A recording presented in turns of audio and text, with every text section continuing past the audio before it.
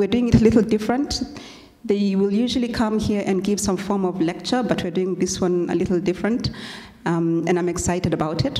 One, because of who the speaker is, but then two, also because of who the interviewer is. So Jimmy is an old friend. He also used to work for the iHub as the director of our community. And he's one of those know-it-alls. There is no question you can ask Jimmy whose answer he does not know. If you come to him and say, oh, the other day I met this interesting guy whose name is this and that, he's like, me and this guy, we go back to, you know, or, oh, I was having this interesting conversation with this bunch of poets about, that poet.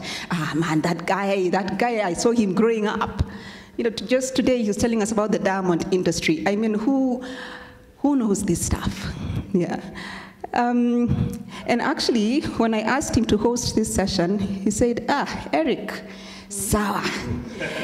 And then today he told me, I've read up on Eric. So Eric, I swear he knows you better than you know yourself.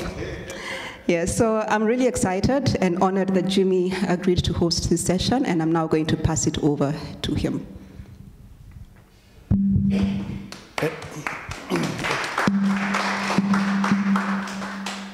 Thank you, Nekesa. I don't think there's anything I can add to that. That's a fantastic intro. The only thing I can add is that by talking with Eric, the thing I want us to open our minds to is to seeing this, the opportunity that Africa offers. And importantly, just a small thing that you should know is that the average age in Africa is 19. South America is 24, Europe is 46, Japan is 48. So the only guys who are benefiting from migration are the US, because the guys who are coming in are younger. So one of the things that's interesting about Africa is that we're not just being looked at as people who need to be helped. We are being looked at as a future market and future human resource. One of the things that Chancellor Merkel accepted is that because native Germans have a minus 1.6 growth rate, they will need labor in the next 20 years. So the best thing to do is accept high-quality people who are migrating into the country. So how do we keep these guys who are going to Europe here? That's the question we are planning to ask. Okay? And Eric is, he's well-versed in that kind of discussion. And just to put kind of face, a kind of information behind this face, I'll ask Eric to give us a bit of background in line with this discussion. Eric? All right. Thank you very much. And it's a pleasure to be back in iHub and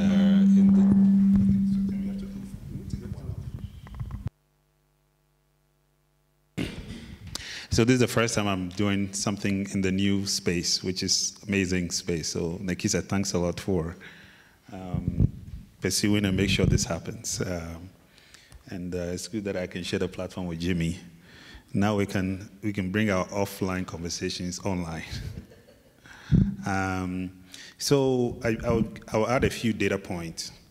So if you look at the growth projection globally, Africa, within the next 50 years, is going to constitute about 40% of the world's population. So in the next, by 2050, according to the United Nations, and a few other data points, some of the data says there will be about 30%, some say 20%. But on average, I think that Africa, every 1 in 4 people in the world will be African. Now, if you look at the projection of India and China, so India and China are almost the same population as Africa. But the land mass of Africa is about 10 times that of India and China. As a matter of fact, you can fit India, China, United States, Europe into Africa and still have space for Japan.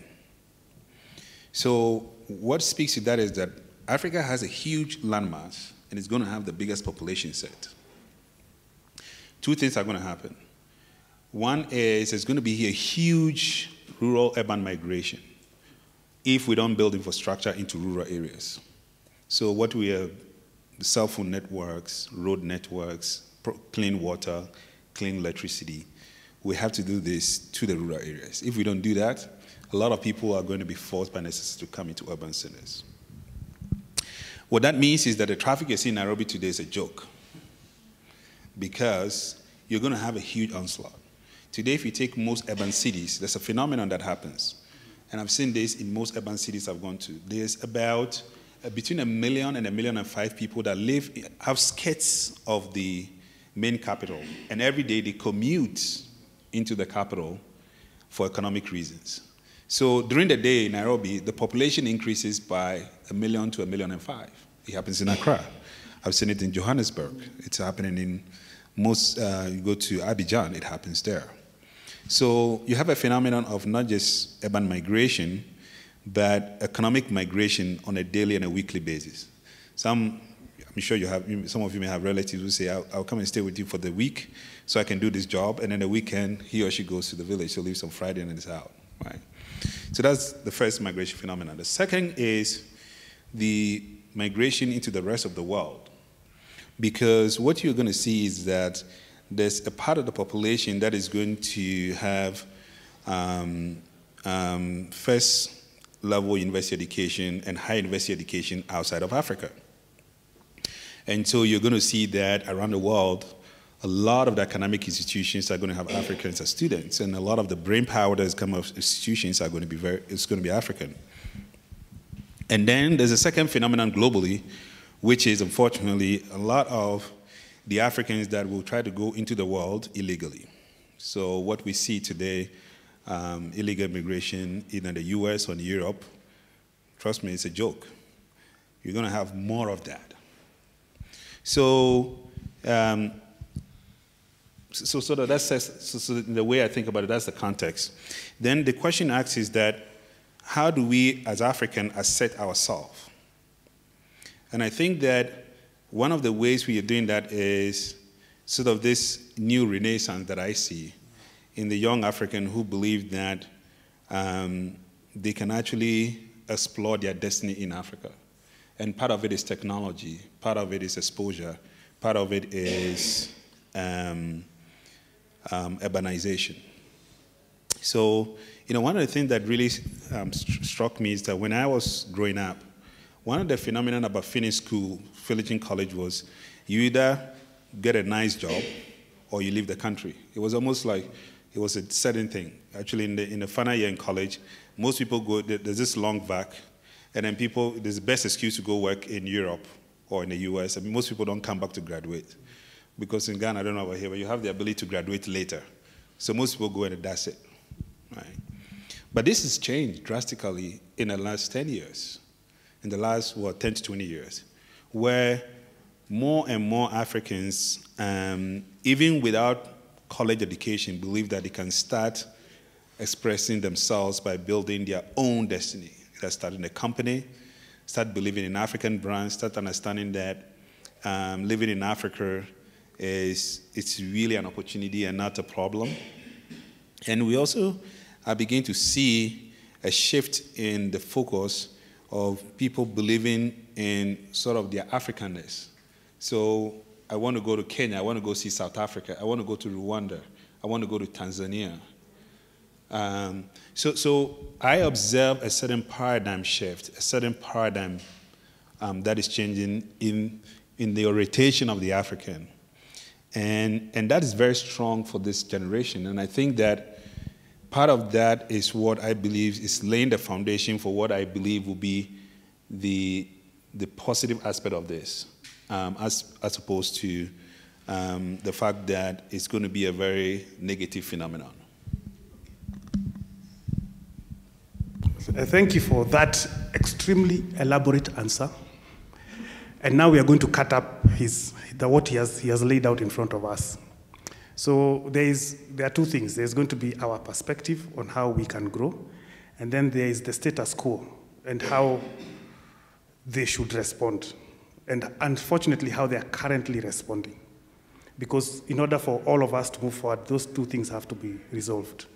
So one of the things that, there was an article 6 days ago on Wired that talked about, why Silicon Valley's money can't solve Africa's tech problems. And the lady who was mostly being interviewed is called Massimo Tua, and she's part of investment firm called Capria, and she's the African director, and she was saying that the problem is the majority of the fund managers are foreigners and are male. And us Kenyans don't have depth in that market. And her being local and female put her at twice the disadvantage. And the thing is that in the next 5 to 10 years, we either have to make it by localizing our funding, or we are toast, especially if you think about the Chinese and the Indians. We'll be toast. So the question is, how do we do it if the Silicon Valley model doesn't work? And India and China are going to come in strong within the next 5 to 10 years. As locals, how should we organize our funding, considering that most of us are still in real estate, infrastructure development, and that's what we are thinking is where the money is? Okay. Very good question. Very tough questions to answer. And these are the things that I grapple with on my pillow every night. So I'll try to give you some ideas of the way I think about it. I don't think I have an absolute answer. And then I'll tell you about some of my own experimentation. So I think that, first of all, the phenomenon of Silicon Valley is a context. The phenomenon of China is a context. The phenomenon of Europe is a context. The phenomenon of Africa is a context. And unfortunately, Silicon Valley, Europe, doesn't align with the African context. The closest to that is Asia. And that's why it's easy. I mean, the Asia, specifically China's foray into Africa, was so sudden that today people in the West are like, when did this happen? How come that today in Nigeria there are about 3,498 Chinese companies in Nigeria? When did this happen? So just from a context perspective, Silicon Valley won't work in Africa, right? Because it's a totally different context. It's not that it's a right context and Africa is a wrong context. It's not that China is a wrong context and Europe is the right context. No, it's because of diversity. We're different. We're on the face of the earth, but we're in different parts of the face of the earth. So that's very important. So the question becomes, how do we define the African context? So, and I have been lucky to be part of the defining of the African context from a technology point of view, which is that a bit of my background has been one of the early people that introduced connectivity and technology onto the continent. And I actually stumbled into doing this. My dad wanted me to be a mechanical engineer, and the first day I saw a computer, I was like, this is it. And up to now, it's one of the things that we don't really agree on. We still have a bit of argument about it. But, and that speaks to the point that you made that, as an African, your parents define what you become, right? They said, you're my son, you're going to go to school, and you're going to become this. And the minute you decide to define, actually, I realized myself, I didn't define myself. I suddenly realized that I love computers. I love this thing, right? So it was a discovery of myself. I rediscovered myself. And so this is the first thing that you have to overcome, that you have to overcome this cultural context, that your life is determined by your family. And you, like some of my startup CEOs, their parents still think they work for a company. Some of them, actually myself, for a very long time, when I started my entrepreneurial life, my parents didn't know that. My mom, I think she figured it out. They thought I'd go work for the company and come back home, but I was working for myself until things worked out. And I can tell a lot of entrepreneurs, they fight this cultural barrier. So it's going to take time. How do you overcome it? I think it's one of those things that takes time, and it's going to come with success. As more and more entrepreneurs become successful, it becomes an in thing. Actually, it's become an in thing already among the younger generation, right? So I told you about the phenomenon of the generational change, the mindset in the generation. So today, if you say you're a startup CEO, it's cool in Nairobi, right? In Accra, it's cool, all right? Now we have to convince the status quo that it's cool. But the status quo will not get convinced until you become successful.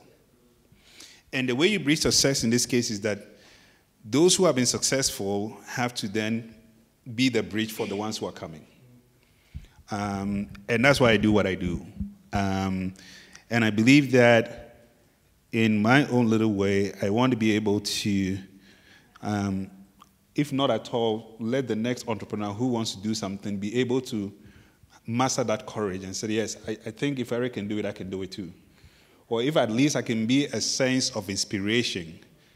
I give you a story. My first startup that I invested in, I didn't actually put money. Here's the story. So I started, when we built Busy Internet, it was a big ISP in Ghana in 2002. And we had this multi-purpose building. We had an incubator, an accelerator. We had a restaurant. We had a bar. It was an amazing place. It was a melting pot of technology in Accra. And I decided that I was going to, one of the things that I've always wanted to do is to create this platform for the next generation of entrepreneurs. So I started something called the Ghana New Ventures Competition, which was a business plan competition modeled after the MIT 50K competition. And the simple reason was that a lot of the entrepreneurs, our education system, when you're an entrepreneur, you go to the education system, it almost switches you off. So I wanted to create this platform where the guys who wanted to be entrepreneurial could actually get that experience and that training. So we did an annual competition, which was backed by a 3-month boot camp. And I did it during this long vac period that I told you about. So instead of the summer holidays, guys who are entrepreneurs, we tell them, come to this boot camp. It's 3 months of theory and practicals. And then we give prize money for you, 3 companies. We give 3 of the best companies the money to start the business afterwards. And the practical part of it, what we did was that I brought most, if not all, of the successful CEOs in Ghana. So it's an afternoon like this. The guy will come. He will tell you his story. It's unscripted, and the entrepreneurs will ask them questions. Through that program, 2 gentlemen, Alex and Ennis, they were in KNUST, their final year. They contemplated going to London and not coming back. And then they heard about this competition. And they said, we've been thinking about doing this business. And they decided to come to the program. And according to them, later on, they said that is when they discovered that they were entrepreneurs. So right after school, they started a company. The first company failed. And then they started realizing there was something called SMS. And everybody was using SMS. And they said, this SMS thing, if we can try and figure a way for people to use for business, it could make money. Started a company called SMSGH, which was all about using SMS as a direct way of messaging people. So they started going to companies and saying, if you want to reach people, the fastest and the best way is not email anymore, it's SMS, because everybody is looking at their phone. So they actually started reselling SMS for some global companies that do SMS marketing. That's how they started. Long story short, they invited me to be an advisor. The company went cash flow positive in the 2nd year and then went profitable in the 3rd year. The company today is 12 years old. This year, we're going to turn over about $20 million US. The company is in 4 countries from Ghana. Now, you got to counter this. These are 2 gentlemen who were out of college without any entrepreneurial. Actually, they said that's the only entrepreneurial training they got out of college. And I give this story because part of it is for you to understand that it's possible. So that journey, that story really encouraged me that, okay, so my first experiment actually worked. By the way, this started in 2002. They ended up starting the company in 2005. And fast forward, the company is 12 years old. So imagine, so that's enough 3 years, so 15 years. So part of this experimentation is that it takes time. Certain things takes time. But this is what I call pockets of excellence, right? And so if they can do it, you can do it in Kenya. You can do it in Tanzania. You can do it in Uganda. And that's why I'm still doing what I'm doing.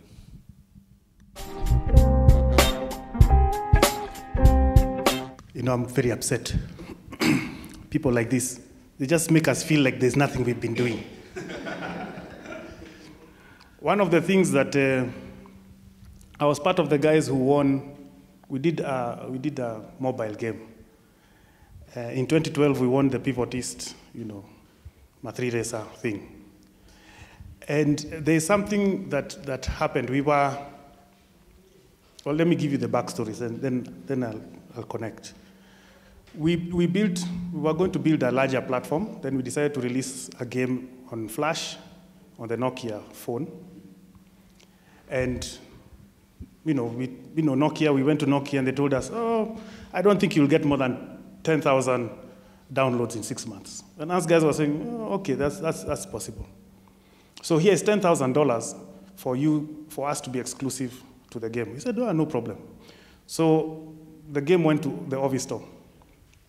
And on the third day, we had 12,000 downloads. So anyway, sorry to jump in, but the point is that, that's the message, that they could believe that they could do 10,000 downloads and did 12,000. Anyway. Now, the worst part is, we weren't being paid for the downloads over 10,000. Within 1 month, we were at 50,000. Within 6 months, we had 400,000. After a year, we were at 1 million. Imagine if we had accepted €1 per download. Well, we didn't. So what I came out learning is there are two things that we need to be careful about. One is burnout. Us guys were ahead of the curve. So as part of the 3 things that Eric was meant to tell us what we need to do, us guys discovered one. Timing is everything. Eric, what were the 3 things you said startups in Africa need to have? Billion-dollar question that I'm supposed to answer. So in the world of venture building, up until the last decade, the school of thought was that the one thing that makes startups succeed is the team. So there are 3 factors. So there is product, market, and team. And a lot of the studies and work that has been done over the years pointed to the fact that team was the most critical factor for success. And then over the last decade, we've now seen a body of knowledge that actually argues that timing, the second T. So the first is team. The second, now the body of knowledge suggests to us, and there's a famous TED talk, can't remember the guy's name now, skipped me a little bit, but that argued that it's all about timing. So if you get timing right, timing supersedes team. But I believe that in Africa, there's a third T, which is tenacity. And I will just try and explain how they interplay with each other. So the thing that is about team is that for any product, for you to be able to build a product, you either need one person or more than one person. But to build a company, you need more than one person, but more than 2 people, right? So in the world of company building, team is very important. In the world of product building, it could be one person. So you can sit down with your computer and build a product. But if you want to build a company, you need people. And for you to build a company, what really makes a company is when you have revenue. Because there are a lot of people who build amazing products. And one of the things I like about the Microsoft guys, Bill and that whole amazing group, is they say, look, we weren't the smartest people. But we were smart enough to figure out how to sell even a product that wasn't fully developed. Actually, the first product they sold wasn't their product. It was somebody's technology. They just figured out how to sell it. And the fact that they were able to sell it and get revenue, immediately they moved from being a startup to becoming a company. So in the world of company building, team is important. Team determines product, and team determines revenue through company. And for a company to succeed, the argument is that you have to get the timing right. So if you take today's successful companies like Facebook, I mean, how many of you remember Friendly, High Five? There were so many that came before in MySpace. There were so many that came before Zuckerberg. The only thing that Zuckerberg got right was the timing. But he had to stick himself around to get the timing right. So tenacity. So believe in your idea enough to stick around for the timing to work. Now, there's the argument about Uber, that if Uber came about a year ago, it wouldn't have worked. Part of the factors that made Uber work was that the financial crisis, everybody was short of cash flow. And this guy said, well, you have a car, you come from work, you're just sitting at home watching TV. Hey, go do some driving. You don't need to get a license. You don't need to do anything. All you need to do is the same phone that you're sitting down looking at that is wasting money, you can turn it to revenue by using your car. And the same was Airbnb. Yeah, you have a big house. Okay, your kids are going to school here. The 3 other bedrooms are available. If you let people in, you can supplement your income. So there was a timing factor that made that work. But behind that timing factor is the fact that something had to be built, and that timing had to come right. Now, tenacity is more important in Africa because in the African context, you know, we are operating in an ecosystem that is not fully developed one. So I believe that when it comes to tech innovation, we are 2 decades into it. It's a total lack of support system. There's a total lack of government support, and all this is organic. So I believe that for you to succeed in Africa, tenacity is actually the most important thing. In other words, you must believe in your vision and stick around long enough for the market to mature. So some of you have interesting startup ideas today, and part of what you're thinking is, but there's no market for this idea, or who is going to pay for this idea?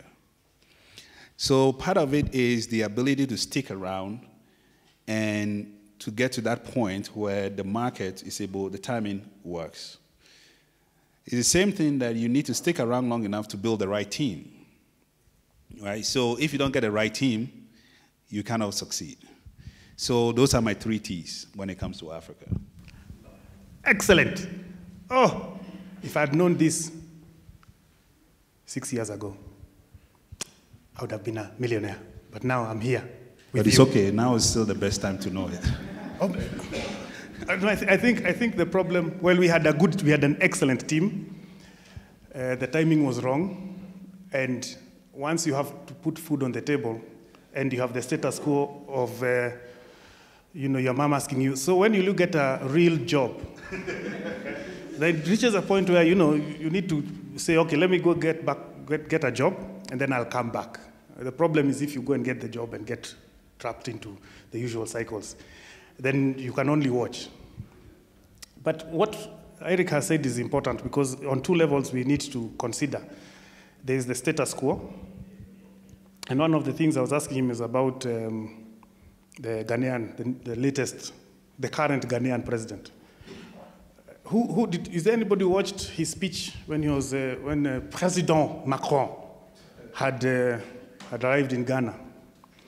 There are some things that caught my eye. And I was hoping that, one day we can have a president who says something like that. And I'll quote. He said, "We can no longer continue to make policy for ourselves, for our continent, on the basis of whatever support the Western world can give us." It has never worked. So we need to get that, we need to soak that idea. It has never worked.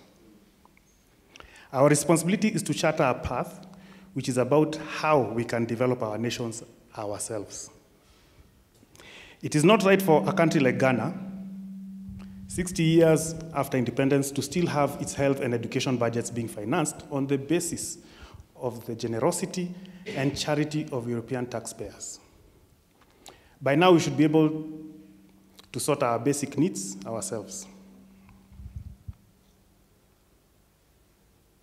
This is status quo, changing how they're thinking. That's the first thing. We need to succeed enough to change how people think. One of the good things about IHAB is that the current president of Kenya before he gave his State of the Nation speech, decided to pass by and see, what young people are doing.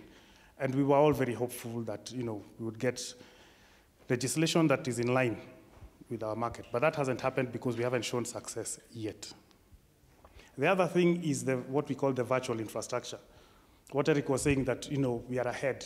And the ideas we have, some of the infrastructure is not in place. Like one of the things we couldn't do is we planned to sell in-game things in our game, but Google Pay did not exist then, and there was no in-game.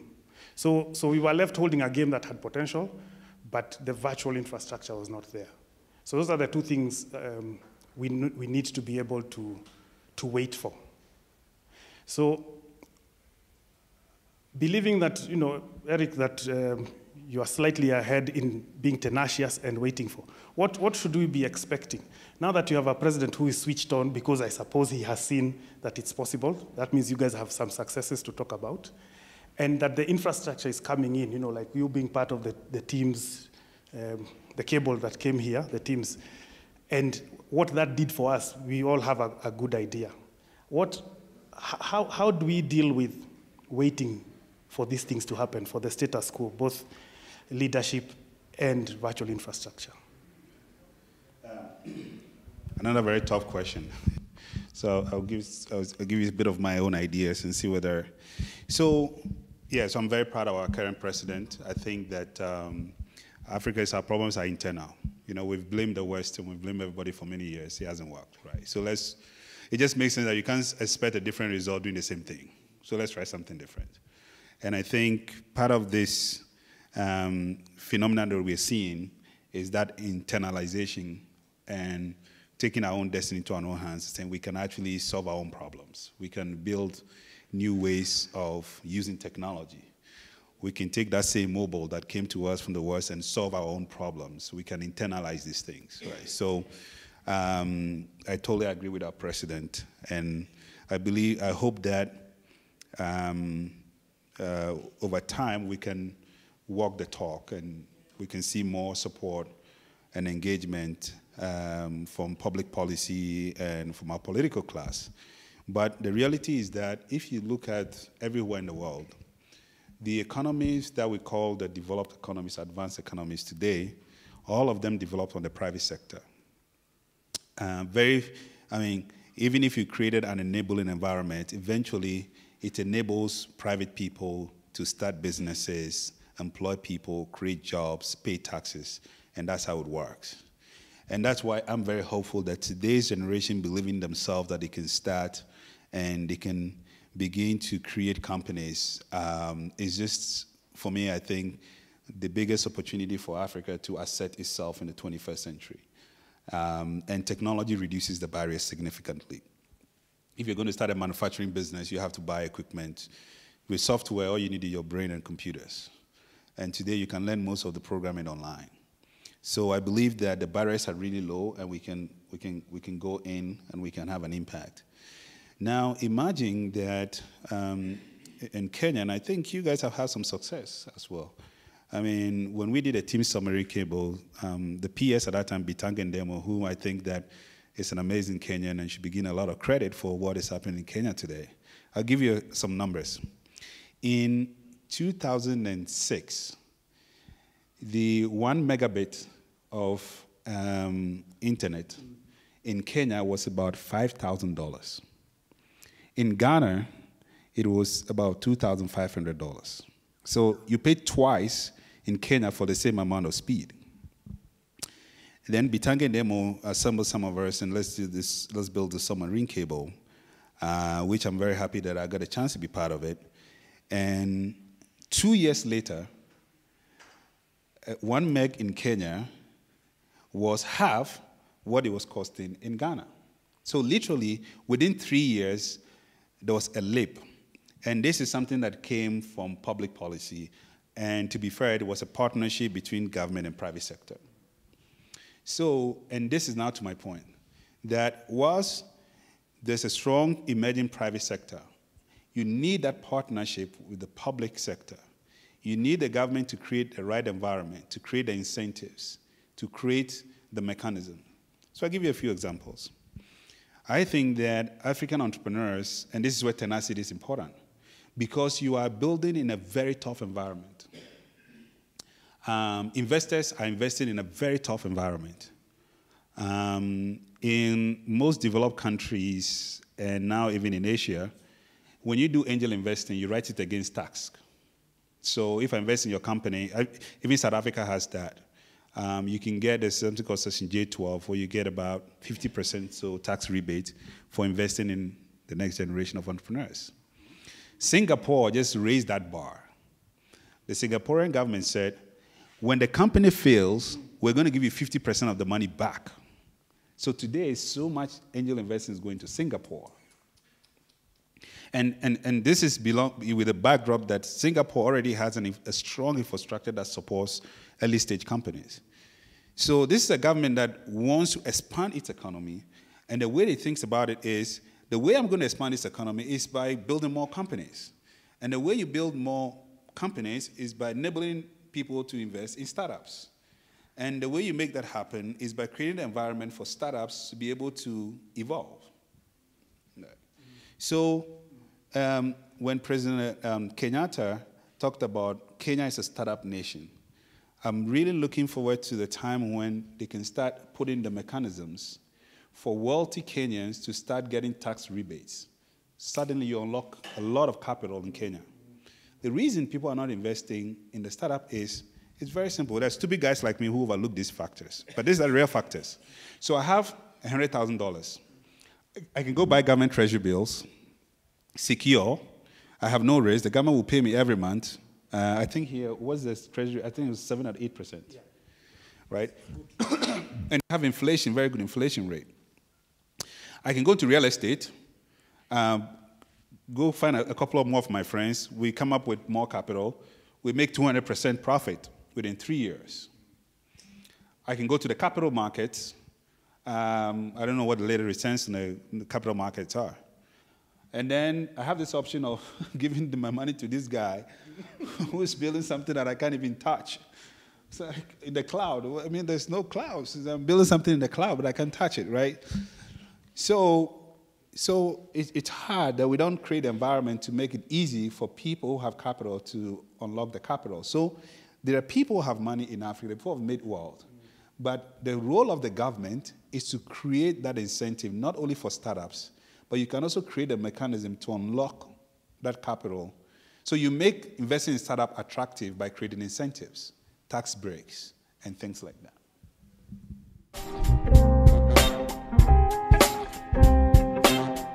Is there anybody of government here? See, so sad.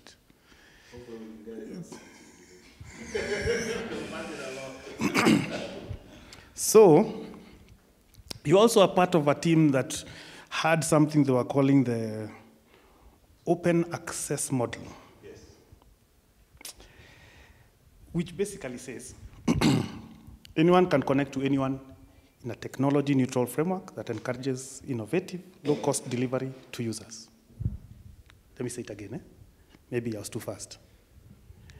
Anyone can connect to anyone in a technology-neutral framework that encourages innovative, low-cost delivery to users.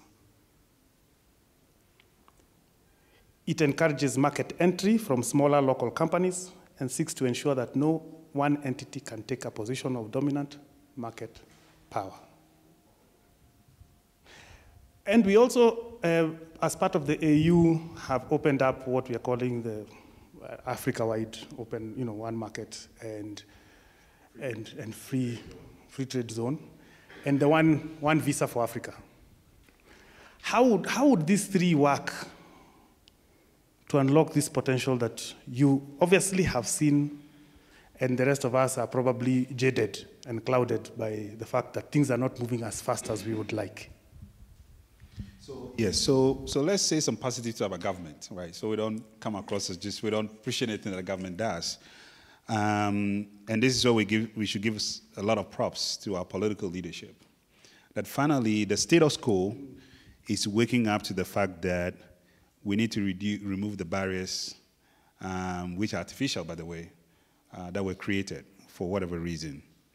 That it should be easy for me. And one of the classic examples, for the first time I came to Kenya, it was an overnight decision. And the reason I was able to make it, I didn't need a visa to come to Kenya. I only bought a ticket and I was on a plane here. And for me, that was just beautiful. And someday we can do this in every African country. And for me, that makes a huge difference. and it will make a huge difference for you. Because if you can easily go to another country, you can move there, then you can set up business there, you can interact with people. So I think it's a great thing that the open access model that we did, by the way I got into this was I got a scholarship to Stanford, and this is what I studied. And I became a team that built this framework. And by the way, it's the team submarine cable was based on this framework. And when we did teams, that led to about now 14 submarine cables that have been built in Africa based on this open access model. So it's a model that has been proving to catalyze, as you said, market entry, reduce the barriers, and allow everybody to play and be engaged in the market. So it's great that we're going to have very soon visa-free access to other African countries. And also we're going to have a free trade and economic zone. This is very powerful. And this speaks to my earlier narrative that I was giving you that. So you build companies in Kenya. But now, imagine how powerful it is that now Kenya can freely trade with South Africa, can freely trade with Ivory Coast, can freely trade with Ghana, can freely trade with Botswana, can freely trade with Namibia. That creates intra-African trade. Today, the biggest challenge we have in Africa is that beyond aid, the amount of trade that Africa does with the rest of the world, purely based on import, is why our economies are suffering. So we have a strong deficit on our exports. But why can't I expand my company to Tanzania next door? Why do I have to struggling to sell to China? Congo next door is 150 million people. Ethiopia is 100 million people. Why is it difficult for a Kenyan company to expand to Ethiopia? That's what you should be thinking, right? That's the way we empower ourselves. It should be easier for an Ethiopian company to expand into Kenya, but unfortunately, the status quo today is different. It's easier for a foreign company to expand into our market than for an African company to expand into our market. So one of the things I'm trying to do with our fund, and I know you're going to ask me a question about Chanzo, is that we're trying to now, I'm trying to get this generation of entrepreneurs to think Africa. Because part of it is that, yes, your reality is that you grew up in Kenya, you started a company in Kenya, you become successful, and most of our successful businessmen say, hey, Hakuna Matata, you know, I'm in Kenya, this is working, I'm making money, why should I go to Tanzania? Please, let's stay here. And that's why we don't build multinationals, we don't have big companies, right? So the next generation, one of the things I'm trying to push is to get this generation to start thinking Africa-wide. And hopefully, by the time these companies start growing, there's a free visa system. There's a free economic zone. So you see how the game can change very quickly? And Africa could become the most interesting continent in the 21st century? Please have hope still. I'm still hopeful. Thank you for encouraging me, because we do need that kind of vision. But there's an area that we haven't solved yet, and that is cross-border payment. Because there'll be no point of having 54 currencies that you need to resolve every once in a while when you're doing business. But I've noticed that there are two different ways of thinking about it. There is Equity that has decided to have a fintech company. And through that fintech company, they have opened their mobile network through APIs, and you can ride on their banking system to have payment. They recently bought out some Germans who are in DRC and are now part of the banking system in DRC. If you think about it, DRC is, I don't know, maybe 10 years behind us before we got our teams and before we got M-Pesa. So they have that advantage. They've also connected with WeChat and Alipay so that you are able to make purchases straight from China. That's one side. The other side is the Opera browser. Because of the spread of feature phones, Opera browser is the most dominant browser in Africa. And in the process, they opened an office here and launched a platform called OPE. And now they have recently, I think it was last week, gone into cryptocurrency. so that they, through their browser, can be able to resolve payment across Africa as fast as possible. So the market is there, but there are two ways of playing it. The thing I'm finding interesting is, considering that Chanzo Capital is in this space, how do you see that playing out? That's because I now can't ask the one I was going to ask. And what are you going to build through that? Because that's going to be a very interesting space, considering now Visa, MoneyCard, and all these other guys are trying to crowd us out. So that problem is a problem that could have been solved long ago. And I think the financial institution missed a big opportunity. And now they're realizing, oh no, the technology companies are going to do it. Probably one of them, and probably I'll just mention one name, EcoBank has something called rapid transfer, where the markets in which they are, it's easy for you to transfer money between those accounts. It's very simple.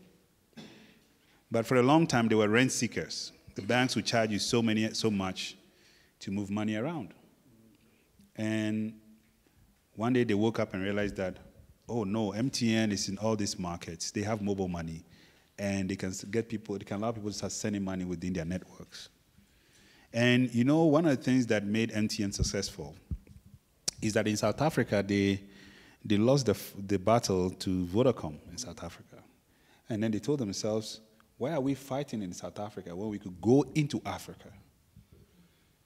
So MTN, they made a decision, the dawn of the early part of the 21st century, to go into Africa. And today, MTN is one of the biggest multinational businesses in Africa. And now they command a network that is bigger than some of the banks. And now with mobile money, they can easily enable cross-border payments. And so I believe that there are examples that show the way forward. And even in Kenya now, 2 years ago, is it a year ago that you have now interoperability? For a very long time, you couldn't transfer money between two networks in Kenya. This is where mobile money started. Why is that the case? In Ghana, we have it there now. You have it, because once you have the interoperability, and these networks are in different countries, that's it. Right? Of course, Opera is smart. They see an opportunity. They see that, okay, we can do it through the browser, so they're also in the market. And you're seeing a lot of smaller companies. So one of my companies, Haftel, we have now in the 4 markets in which we are, we're able to do transfer within our own network, because we have all these small businesses that use our system, so they can transfer money to each other. Unfortunately, I picked up some news whilst I've been in Kenya that there's new legislation to now regulate peer-to-peer transfer. I hope it doesn't happen, which would be quite unfortunate. But you see, the thing with technology is that the innovation is at the edges. By the time you start regulating this thing, it disappears into the gray market. Today, a lot of our policymakers and regulators think that Bitcoin is not happening in Africa. The biggest transactions every day in Africa is happening on Bitcoin. The biggest money transfer, remittance, is happening on Bitcoin. You'll be blown away by the amount of transactions. You think mobile money is the biggest transactions? It's all in Bitcoin now. And it's happening right here in Africa. So the beauty about technology is that when you try to suppress it, it disappears into thin air. And you don't see it anymore, but people use it. So anyway, I hope that the regulators will not do themselves the disservice of, because Kenya was an example for mobile money. Today, mobile money, M-Pesa, was a game changer. I was here in 2000. By the way, in 2007, during the election, it was a very phenomenal and historical moment in Kenya, by the way, because this was the time that the nation was burning down. We were busy connecting Kenya to the rest of the world, building the submarine cable. And as a result of that election violence was what M-Pesa took off, because people were stuck in their homes and they needed to do transfer. So M-Pesa became the way to move money. So Kenya has been a trailblazer in certain ways, and I hope that you don't fall back, and you can be a champion in other ways and other technologies. Thank you very much, Eric. By the way, I hope you guys are keeping your questions intact. This is the last question I'm asking Eric, so you guys better be ready to ask him all those nice things. I normally know that us guys take some time to warm up to asking questions. So while I'm asking mine, I hope you guys will be ready with yours, because you can't let a mind like this just walk out of here scot-free. He has to earn his keep here. So one of my last question, I was looking at the global innovation index. And there are 3 areas that Africa can innovate and possibly overtake the world. These 3 areas are agriculture, because we need to find a way to feed ourselves post-agricultural revolution that has now created all manner of problems with monocultural products. Education, we have the youngest people, and we still are the least educated, or the ones with the least amount of infrastructure to educate. You can read about something called village education, where people reach a point where they collaborate among families to educate their own children. It's happening right now in Uganda. And of course, technology, and how technology can be used in the other 2 to create products that don't exist yet in the world. Okay, those are the 3 areas. Eric, surely you must have seen that you can be part of some of these things. What are you currently working on, if in any of those things? And what you are not, can you give us tips on what we can work on ourselves, so that, we can join you on later? So I will give you 3 companies that I've invested in and why I invested in them, and hopefully we'll answer the question. But I'll precede that with an anecdote. So I believe that there is the whole disruption, big technology, Africa, mobile money. So I'm a big fan of that. But I also believe that technology is an enabler. So I believe that one of the ways that we can unlock the value of agriculture is using technology. So one of the companies in my portfolio is a company called Farmerline. I don't know if you've heard of the company Farmerline. Yeah. So these guys, very simple idea. So they said, look, when you go to rural areas, all these farmers have phones. But the phone, they use it to talk and gossip. So how about we now enable them to use the phone as a productivity tool? And then they said, well, most of them are illiterate. So they built a voice prompt interface for a farmer to be able to get access to information from their phone in their local language. That's it. And today, they serve about 2,500 farmer cooperatives across 12 countries in Africa. The company became profitable after 5 years of operation. 2 years ago, we did a study to look at the communities where the farmers use our technology. And guess what? The impact on the incomes in those communities was 100%. In other words, if you take 2 farmers, one doesn't use a system, the other one uses a system. 3 years down the line, this person is earning $2 if they were making $1 the year before. And nothing has happened, the same phone they have in their hand. Now, they can harvest better, they can get access to weather information, they can get access to market. Now, the middlemen they can negotiate better with the middlemen because they know, oh, yeah, a tuber of yam costs 5 shillings in the market, not 1 shilling that the middleman make me believe. And even he's negotiating with me on that. Just by looking at the food, you know, oh, yeah, in the market, this thing is 5 shillings, so I'll sell it to you for 4. Simple access to information. Right? So what you're just doing here is that you are digitizing the ag value chain. And now there are companies like AgroCenter that now provide a marketplace for buyers and farmers to be, for sellers and farmers to interact so they can buy the product directly. And I'll give you a few more examples of entrepreneurs that are using mobile in the ag value chain. So think about it. You could find something in the ag value chain and build a simple technology that will work. Yours may not be a big disruptive technology, blockchain. You can use blockchain to do that. Blockchain is just a technology. Bitcoin is just one of the manifestations of that. The second company I'm going to tell you is, so this Farmerline is in Ghana. The second company I'm going to tell you is a company in Kenya. We now rebranded it to FinAccess. So these guys basically built an algorithm that takes your mobile money and mobile phone activity and generates a credit score. And then they provide lending on the back of that. This is what I call second generation mobile money innovation. So mobile money is now infrastructure based. And now they figure out that by looking at your mobile money activity and your top up and all that stuff, they can actually generate a credit score and provide lending.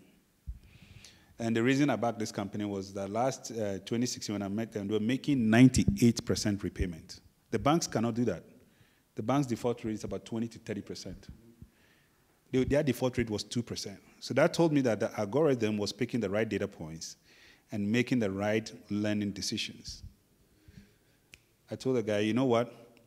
Very soon the regulator is coming after you because this will be making money. So what you need to do is become a lending platform. And then you go to all the circles and tell them, hey, you know, you have all these members, you use pen and paper. They have phones. You can give them a simple platform. And now that's what we've become. And that's why we rebranded the company. So it's a simple idea, but it's very powerful. There's a lot of circles in Kenya. Actually, when we studied the circle market, this will blow your mind. The circle market controls about $5 to $7 billion in Kenya. There's money in this market here. There's about $5 to $7 billion that the formal banking system doesn't see. It's in the circles. The small loans and savings companies that you see around, their names are on matatus, you know. I see them on matatus. That's where I see all the names. I mean, I've seen St. Mary's circles. So I've seen all kinds of circles on matatus. But they control a lot of money. So basically what this company is using technology to enable create efficiency. They can access their members. And now they've built a front-end interface. So that's the second company from Kenya. I'll give you a third example, which is a very simple company in South Africa that is basically doing grocery delivery. So now I want to cater for the middle class. So the biggest challenge that our middle class has today is constrained with time. So you and your wife, your husband, you both work, but you have kids, you got to get groceries. You don't have that luxury of working the market. So now this guy says, yes, whilst you're sitting in your office, doing your lunch break, just go on the app, tell us what grocery you want, where your house is, and it will be delivered to you. So this is a classical solving a convenience problem for a middle class. And Africa's middle class is growing. Today, according to McKinsey, Africa's middle class is about 300 million. And if you look at the threshold of the poverty line, what you actually see in that structure is, yes, the rich are getting richer, but you will see more and more people coming out of poverty into the middle class. And that structure of the population set needs a lot of technology to do very simple things. Another company I'm involved in is a company called Forhe in Ghana. Basically do laundry via an app. So you want your laundry done, you go into the app, you tell them what laundry you want, and then basically leave it with your security man at the door. They'll come pick it up and do it overnight and bring it. You don't have time to go do laundry. Somebody can use an app and do laundry. So there's a lot of simple things that you can do using technology that adds value. Right? The middle class will pay for it because I don't have time to go and be doing laundry. But I can pay a little bit of money for my laundry to be done for me. So I hope those give some ideas.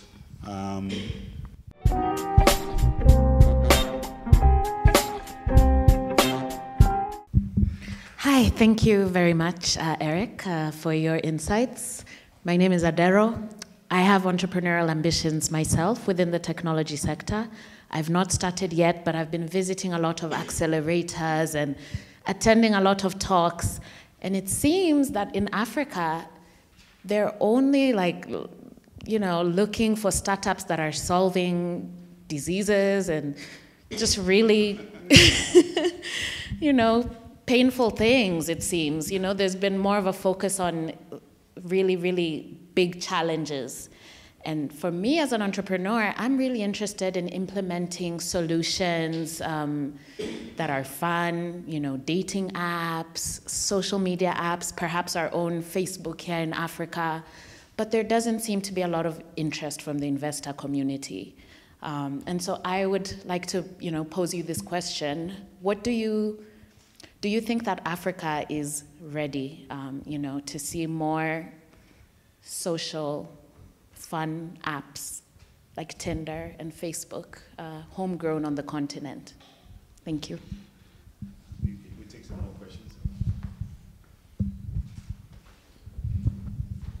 My name is Harry. I'm the CEO of Patagrao. Patagrao? Yes. It means find a ground in Swahili, an app that enables you to locate a sports facility within your vicinity. So I'm one of those that went abroad, came back. Those you went with are still there. And I've worked for some time before coming up with this idea.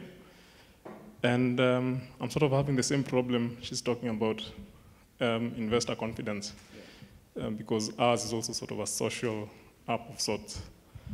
Yeah, so just to reinforce that.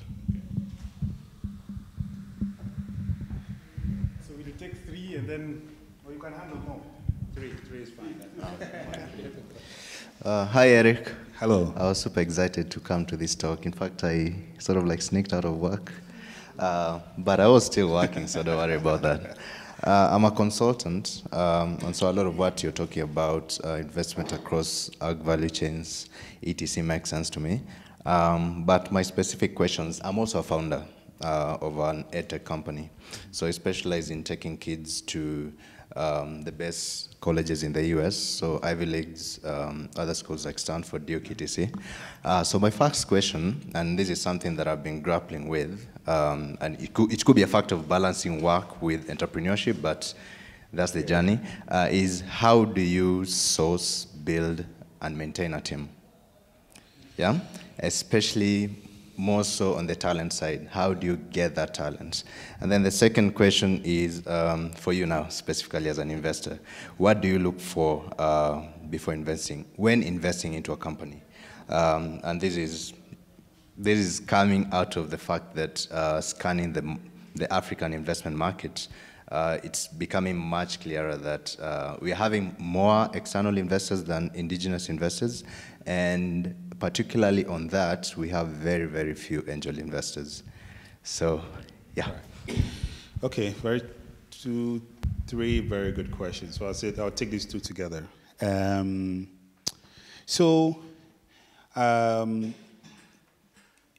terms of the market dynamics, the space in which you are, actually you have sort of a unique challenge.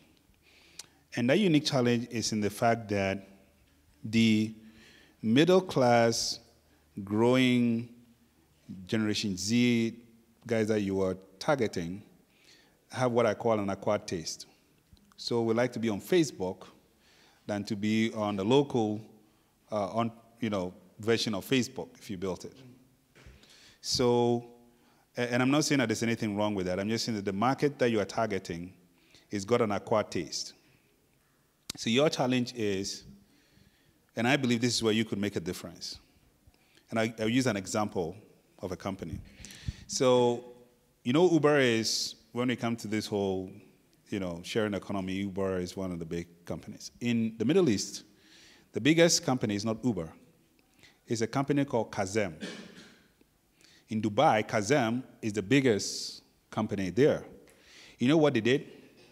They looked at the Uber model and then looked at certain unique challenges that the Middle East has, and then built that into their app. So in the Middle East, for example, you can order an Uber for someone at a certain time.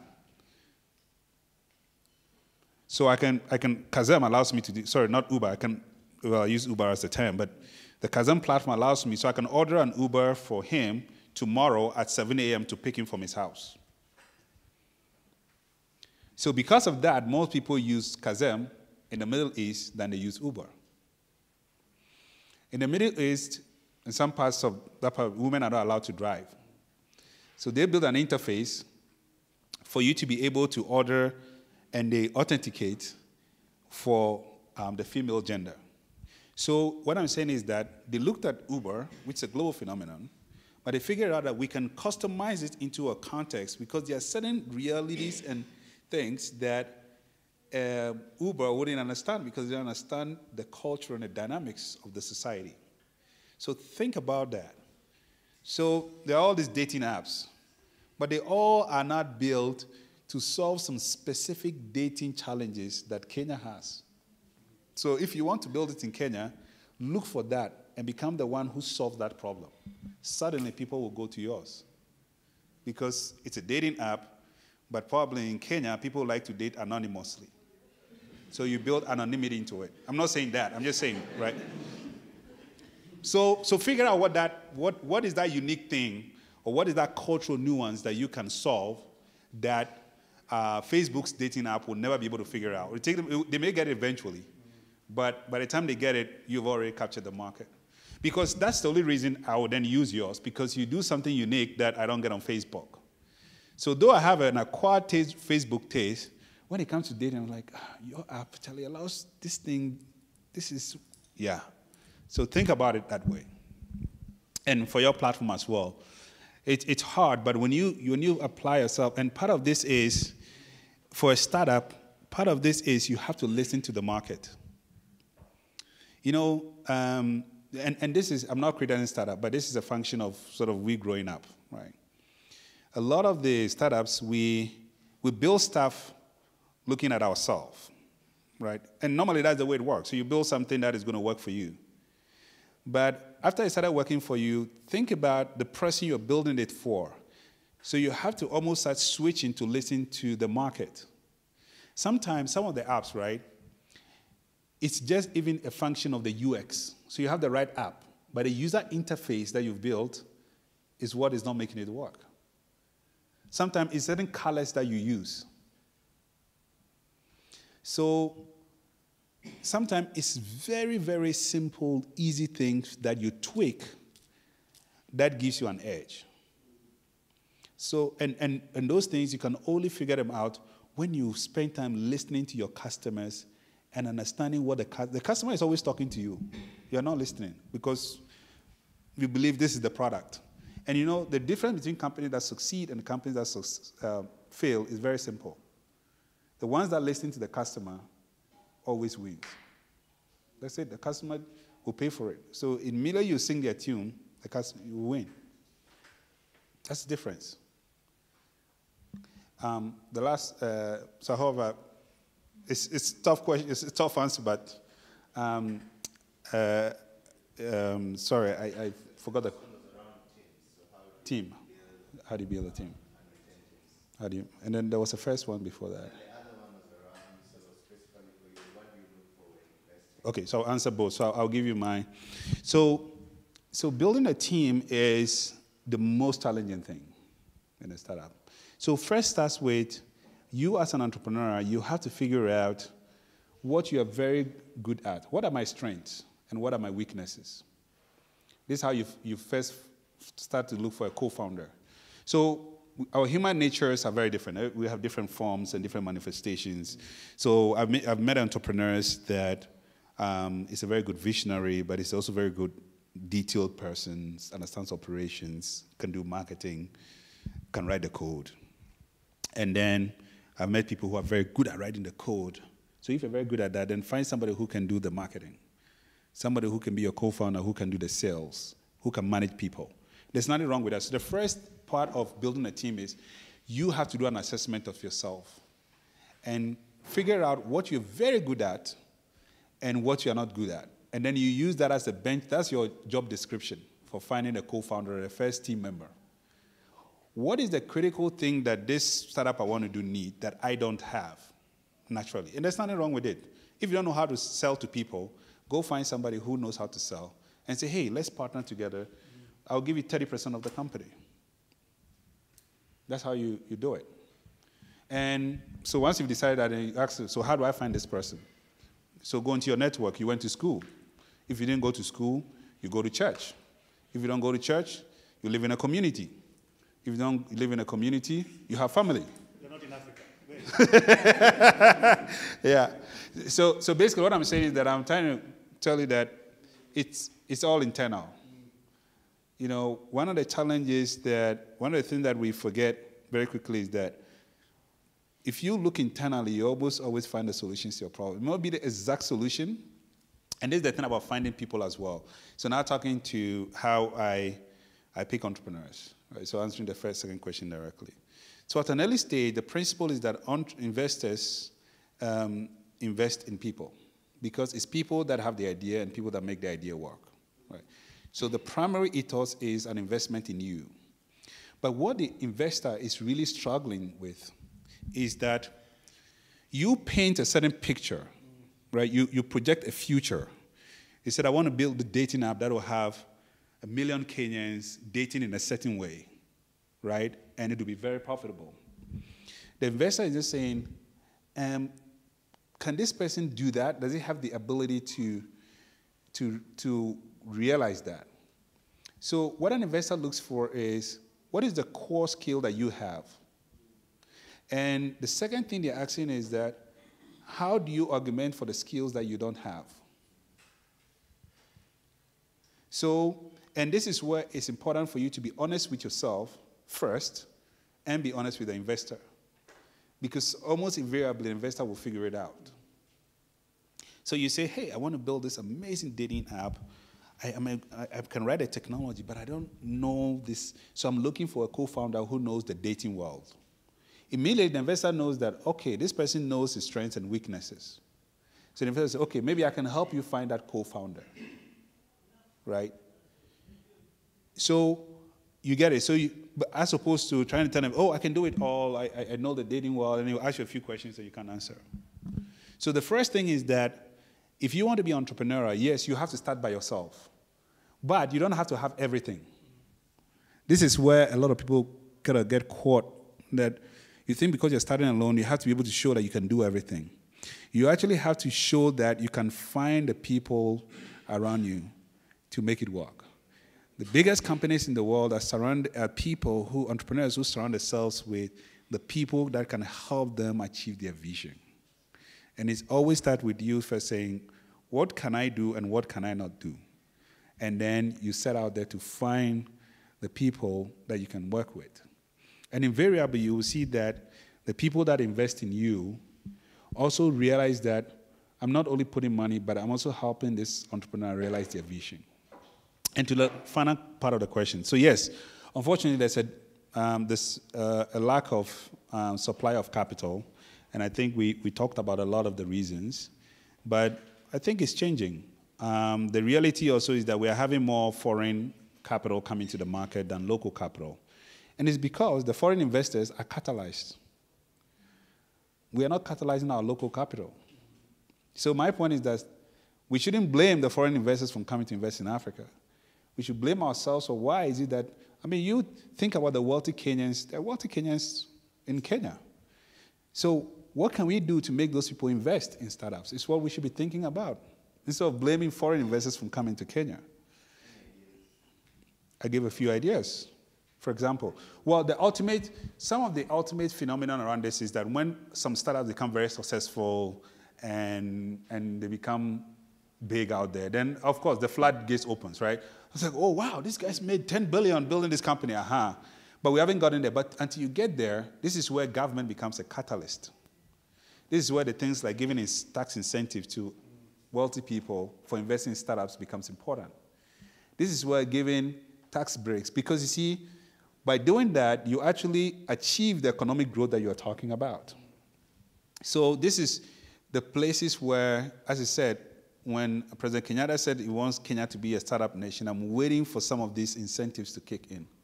Because if these incentives kick in, there's wealthy Kenyans that will invest in Kenyan startup. The only difference is that the guy wakes up, I have $100,000 to invest. I can buy treasury bills, or I can give it to a startup. The startup is too risky. The final part of that is, for example, example, they actually quantitatively, so they like churn out the qualitative things like teams, and quantify it. Yes. I don't know how they do it, but for you specifically, what do you look for? Well, I cannot tell you everything today. But I was kind of hinting you a little bit that, so most of the time I spend is getting to know the entrepreneur and try to do that sort of validation or being able to sort of quantify it and make it tangible, right? And that is, it's an ongoing process, because you see, the reality is that you cannot know somebody in 2 weeks, in 3 months. Even your closest friend that you've known since childhood, you still discover things about them. The question is that an investor will just have to get to a point where they become comfortable so that they go over the hump. And part of it is what you, the entrepreneur, needs to do is to make that information available, make it easier for the investor to make that assessment. The reason a lot of entrepreneurs sort of cave in is that you feel that, oh, there's certain things that I'm not good at, I have deficiencies, so if you see that deficiency, you may not invest. And actually, it's the wrong way of thinking about it. It's okay if everybody has deficiencies, including that investor. Me, I'm saying there are things that I'm not good at doing, and I know it very well, right? So there's nothing wrong with you getting an investor to figure that out. What is important is for you to be able to show how you are able to fix that deficiency you don't have. And then that gives the investor comfort. And then it becomes easy for him or her to invest.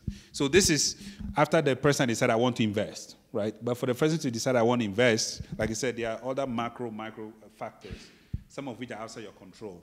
So, I mean, to conclude that question, I believe that African entrepreneurs are working against all odds. Like, it's really hard for you to leave the US or wherever you were before. I'm sure you were doing a much better job, had a better life, and you want to try do a startup, and it's hard. But this is where you need tenacity. This is where you need to hang in there till the market comes around, because it's going to come around. I really believe that, you know, the latest version of this is Asia. Africa is what Asia was 20, 30 years ago. Just 20, 30 years ago, people will not go to Asia. The reason that a lot of Americans went to Asia, people like Jim Rogers, was when the dot-com crash happened in 2000.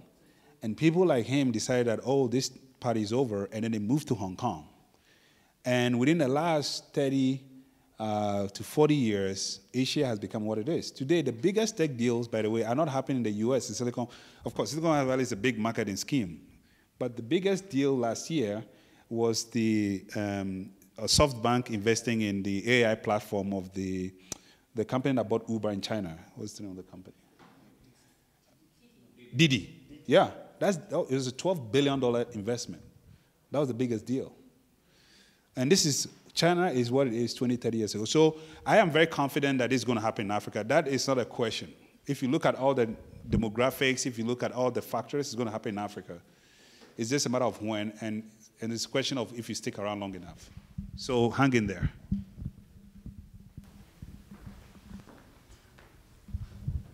There's some seats out here.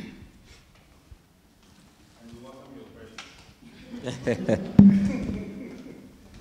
So three questions, and then I'll do something interesting, because I like the questions being asked, but I won't tell you what I'll do. Please answer. Hi, my name is Alan Tolo. I'm a CEO of a startup company. We have gone through the product market fit, and we intend to launch 1st of September. So, interesting statistics. In the last 1 month, I have made 10 applications to various funding organizations. Through the reading, 90% I've learned that 90% of all funding goes to foreign-owned companies in Kenya. But that's not the point. Distinctive part of most of those VCs or angel investors, especially foreign, they ask you about your IP and patenting. Whenever you're at iHub, Nairobi Garage, NILAB, and you've noticed, I've not said anything about my company, only that it's an agri-tech. Why? Because you have to keep it hush-hush, unless somebody next door, next to you, like this friend of mine, yeah, grabs the idea, locks 4 developers, and before I hit my 1st of September, it's in the market. I'm like, Zuckerberg, that's, okay. We all know, I'll try and be civil, but let's just say that there is a very big telco in Kenya that has been accused of, yes, of stealing so many good ideas, the latest being last month, if you read, yeah? So here is my question. Also, let me add, I've tried investigating about these IPs and patenting. Apparently, like the Superman in IPs is a professor at Strathmore. To get him, like I'm on a waiting list, yeah, right now. If you go to the government, it's what, Kipri or something, yes. First, you have to be afraid that whatever you write down, somebody will be given the same document and dash to make your solution. And of course, secondly, the laborious government processes. In your position and your experience, what's your opinion? Okay, so that's another big elephant in the room. Very big elephant.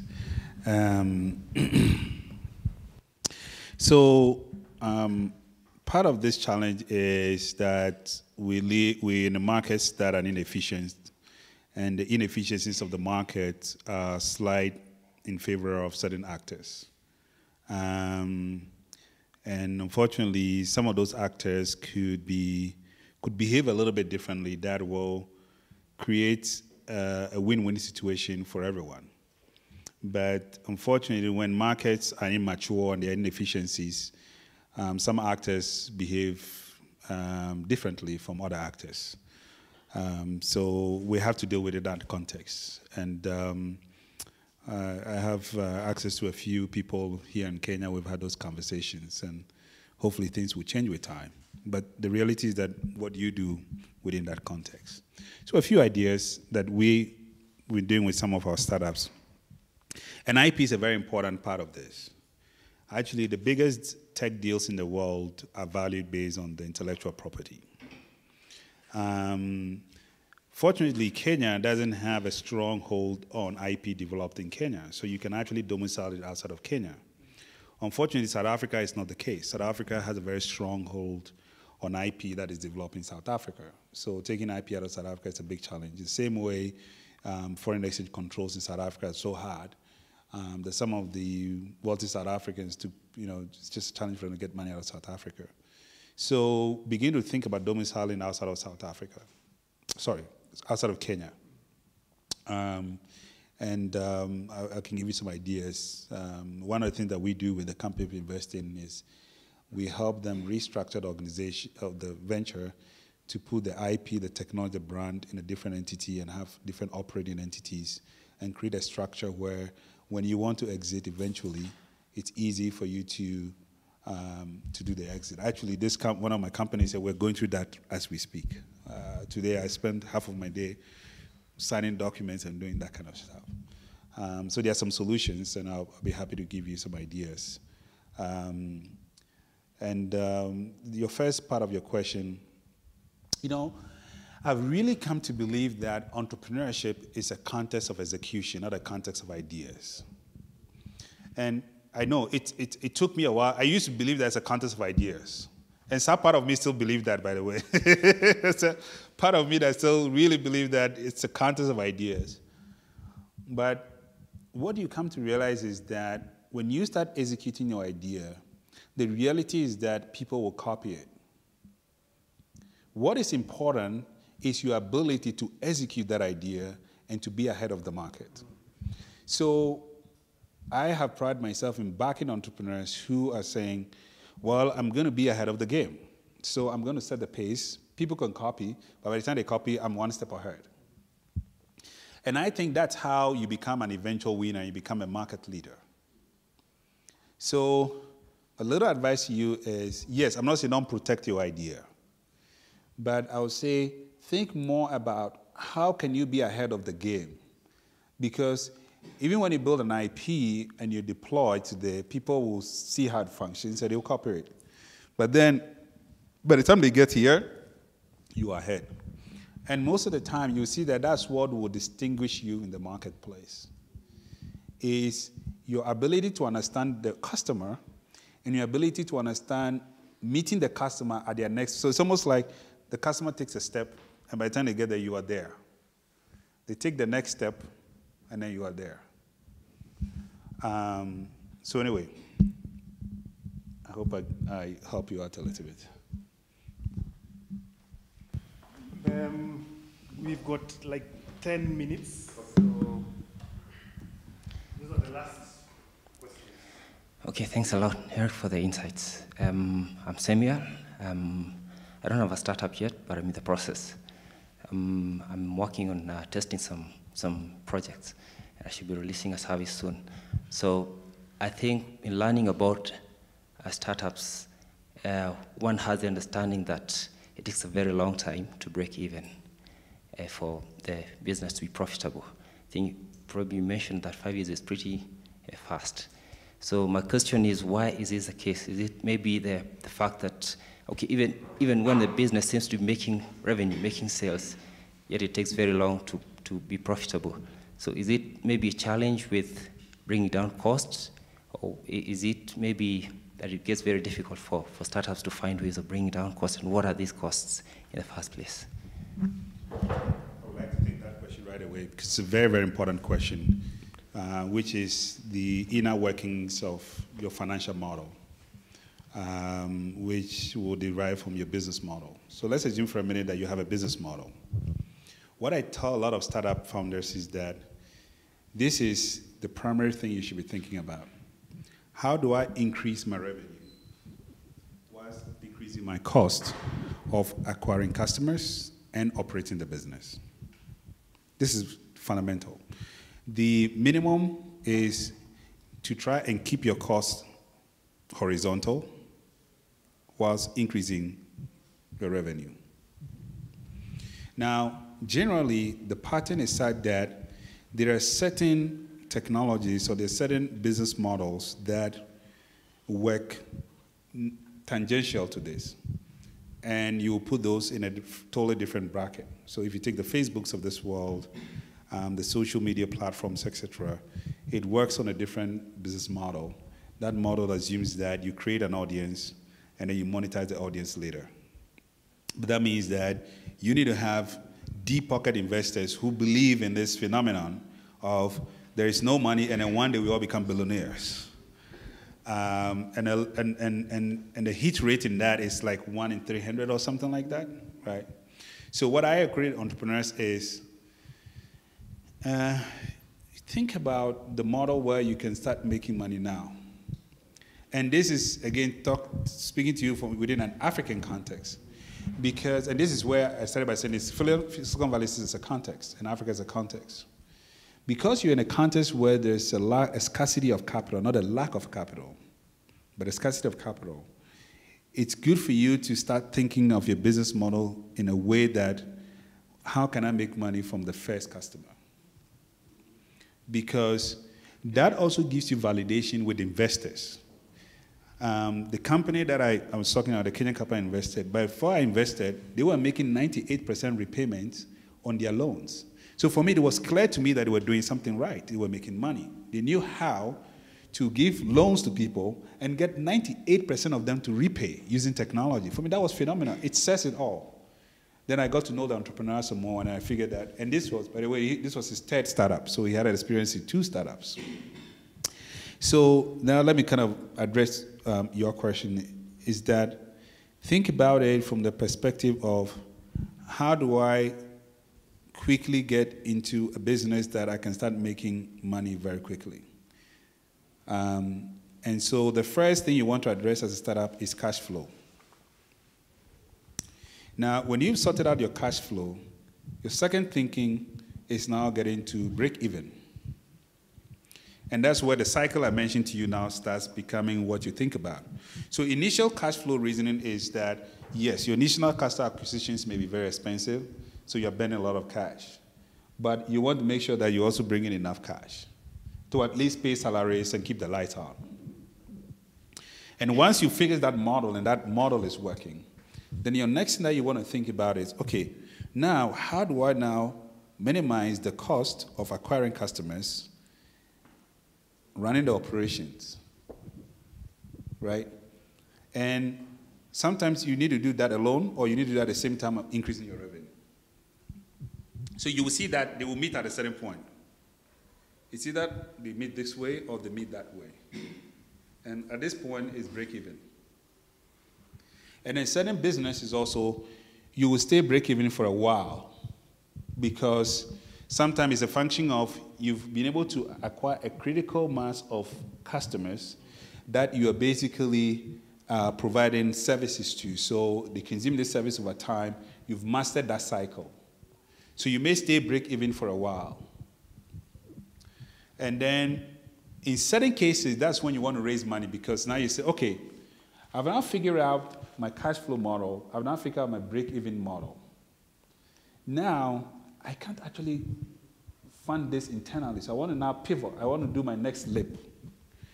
And that next leap, and it varies with businesses, it may be that you have to fine-tune your technology, or you have to hire more people, or you have to change systems and processes, right? And that requires a certain level of capital.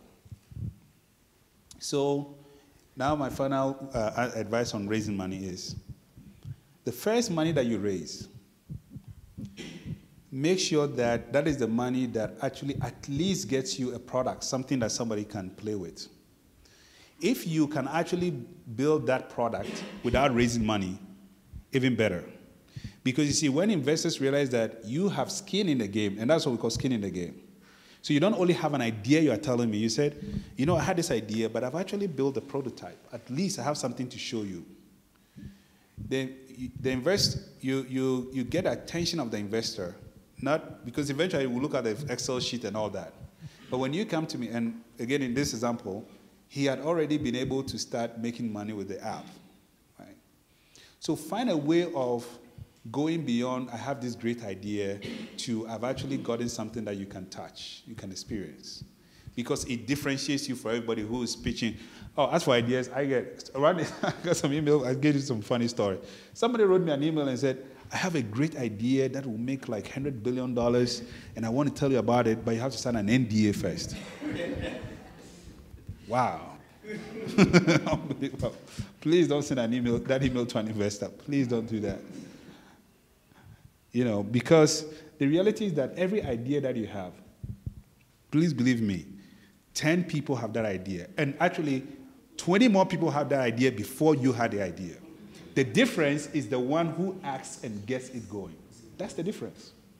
So ideas abound. Actually, even this, if you go around and I take, even today alone, if I ask this lady, you had some ideas, even walking into this room, you will have ideas. Ideas abound. No, my question has already been answered.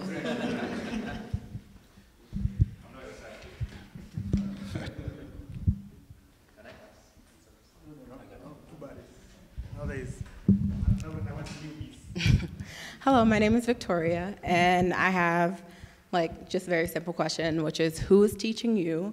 So basically, who are your mentors, and what are the upcoming or rising voices in the or industries that you're watching?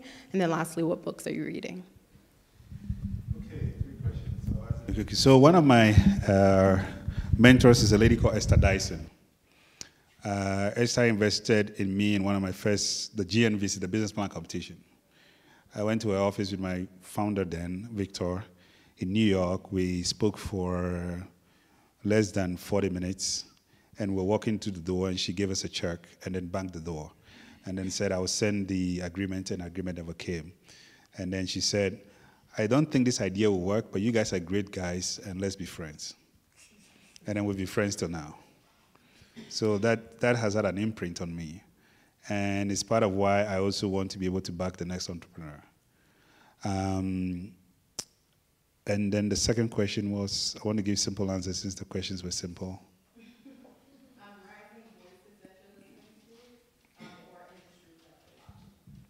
So I'm really watching the venture capital industry. So one of my biggest nightmares today is trying to think, how can I help build a VC model for Africa? Because I think it's clear to us that the other models won't work. So what would be the African VC model? And that's why I'm personally building a fund. We were talking about it a little bit. And we're hoping that we'll be able to, and other people are doing this, by the way, I shouldn't take too much credit. Other funds in Kenya, in South Africa, and everybody's trying to experiment. I think, and these cycles take minimum of 10 years, right? So I believe that probably in the next 10 years, we will start seeing certain VC models working. And so that's kind of the thing that, and I study a lot of models. I've been studying models in Asia, I've been studying a lot of models in China, I've been studying a lot of models in the Middle East. I also been studying a lot of Europe and the US models. And I'm getting a sense, so the first thing I think I have a clear sense of how some of those models won't work here. So now the question becomes, what can we make work here? Right, so that's the experiment I'm doing. And hopefully we will be able to, after a few experiments, be able to see what will be the African model.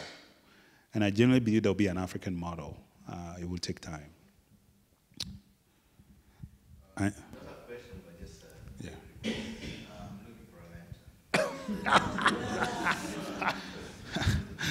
Okay. Yeah, but I have to warn you, I now have 12 startups. At 10, I said I will not do it again because, you know. My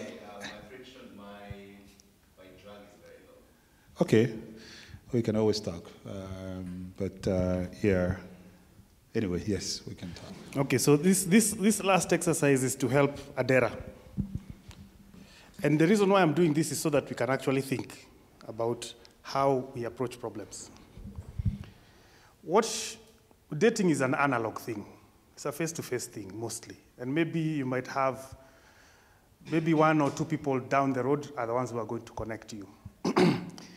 And the problem with the Tinder Western model is the focus on individualism, that you and the other person can just connect as individuals.